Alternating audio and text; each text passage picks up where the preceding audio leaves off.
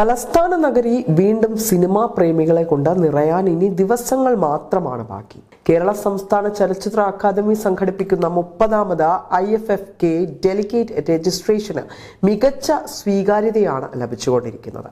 November 25 ചൊവ്വാഴ്ച രാവിലെ 10 മണിക്കാണ് രജിസ്ട്രേഷൻ ആരംഭിച്ചത്. മണിക്കൂറുകൾക്കുള്ളിലകം തന്നെ 5000-ലധികം പേർ ഡെലിഗേറ്റുകളായി പേര് രജിസ്റ്റർ ചെയ്യുകയും ചെയ്തു. 2025 ഡിസംബർ 12 മുതൽ 19 വരെ തിരുവനന്തപുരത്ത് നടക്കാനിരിക്കുന്ന അന്താരാഷ്ട്ര ചലച്ചിത്രമേളയ്ക്ക് 16 തിയേറ്ററുകളാണ് വേദിയായി ഒരുങ്ങുന്നത്.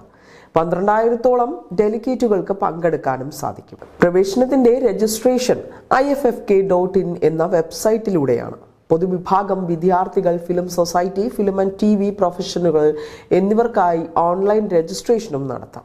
പൊതുവിഭാഗത്തിന് GST ഉൾപ്പെടെ 1,180 രൂപയും വിദ്യാർത്ഥികൾക്ക് 590 രൂപയുമായിരുന്നു fees.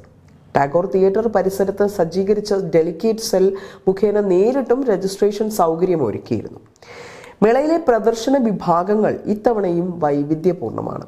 Asian, African, Latin American രാജ്യങ്ങളിലെ സിനിമകൾ ഉൾപ്പെടുന്ന അന്താരാഷ്ട്ര മത്സര വിഭാഗം, മുൻനിര ചലച്ചിത്ര മേളകളിൽ അംഗീകാരം നേടിയ ചലച്ചിത്രങ്ങൾ അടങ്ങിയ ലോക സിനിമാ വിഭാഗം, Indian cinema now, Malayalam cinema today, country focus, homage തുടങ്ങിയ വിഭാഗങ്ങളെയും പാക്കേജുകളെയും ഉൾപ്പെടുത്തിയ മേള എന്തുകൊണ്ടും സമൃദ്ധം തന്നെയാകും. മലയാളം സിനിമ ടുഡേ വിഭാഗത്തിൽ ജിയോ ബേബിയുടെ എബ്, ഷെറി ഗോവിന്ദന്റെ സമസ്ത ലോക, ആദിത്യ ബേബിയുടെ അംബ്രോസിയ, നിബിൻ നാരായണന്റെ കാത്തിരിപ്പ, രാജേഷ് മാധവന്റെ പെണ്ണും പൊറാട്ടും, റിനോഷൻ കെയുടെ ശവപ്പെട്ടി, മിനി KGയുടെ ആദി സ്നേഹത്തിന്റെ വിരുന്നുമേശ, ശ്രീജിത്ത് S കുമാറിന്റെ ഗ്രിൻഡോ, വിൻസെന്റിന്റെ ശേഷിപ്പ്, ശ്രീകുമാർ കെയുടെ അന്യരുടെ ആകാശങ്ങൾ, അരുൺ വർദ്ധന്റെ ഒരു അപസർപ്പക കഥ, ഫാസിൽ റസാഖിന്റെ മോഹം, വിഷ്ണു ബീബീനയുടെ ചാവ് കല്യാണം എന്നീ 12 ചിത്രങ്ങളാണ് ഉൾപ്പെടുത്തിയിരിക്കുന്നത്.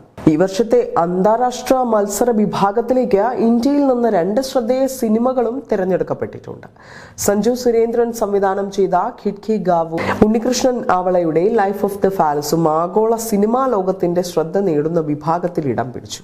വിവിധ ദേശങ്ങളുടെ കാഴ്ചപ്പാടുകളും പുതുമയുള്ള കഥ പറയൽ ശൈലികളും ഒരുമിക്കുമ്പോൾ 30ാമത് IFFK പ്രേക്ഷകർക്കായി സമ്പന്നമായ ഒരു ചലച്ചിത്ര അനുഭവം വാഗ്ദാനം ചെയ്യുമെന്നാണ് സംഘാടകർ വ്യക്തമാക്കുന്നത്.